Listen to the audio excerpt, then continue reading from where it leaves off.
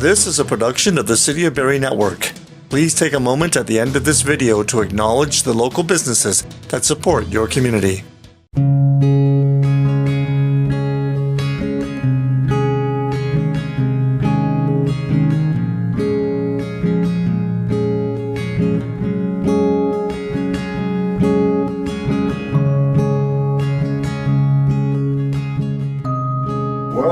The first time I met Regina, it was kind of different. We were up skiing with a group, and she was with a girlfriend who was a good skier, but it was Regia's first time.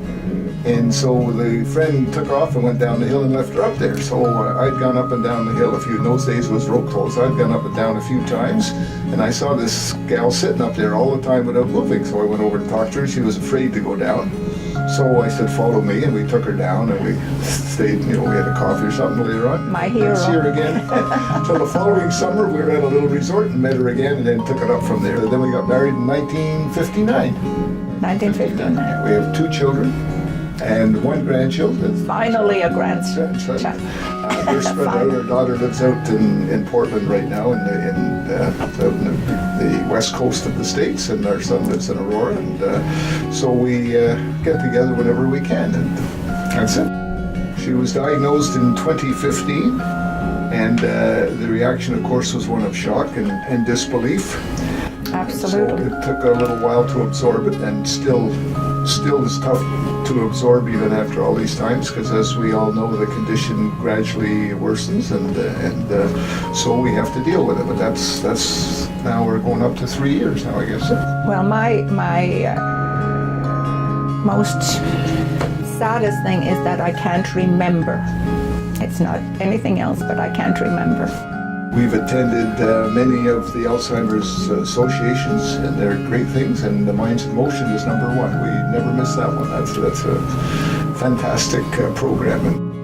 And one of the big key parts of it is both the patient and the caregiver are together. So when we have a room full of people, there's a mix in it, and it just, it's so good. We don't take anything for granted.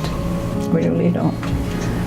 We love each other. Great holidays, times with our kids. Spend a lot of time with them. It's been a good life. It's been a really good life.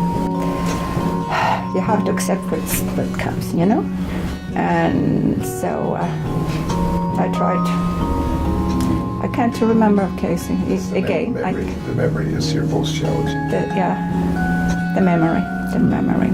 Yeah, but I do pull out our Photo albums. Our photo albums, and I go through them. It's a good thing to have.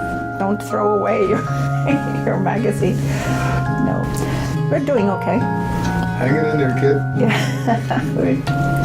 We're doing okay. We have to be patient. That's the most difficult thing, is to be patient with each other, and that's the most difficult.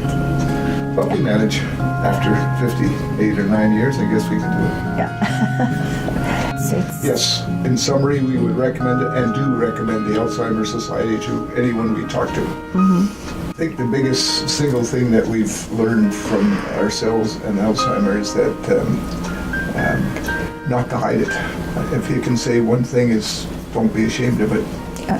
Let people know and deal with it. Don't hide it. It's there. I think that everyone who knows about it, you shouldn't be ashamed of the Alzheimer. You should know about it, and then do what you can to raise the funds to help the society, to help the any studies that are being done to cure it, and to look after those that do it.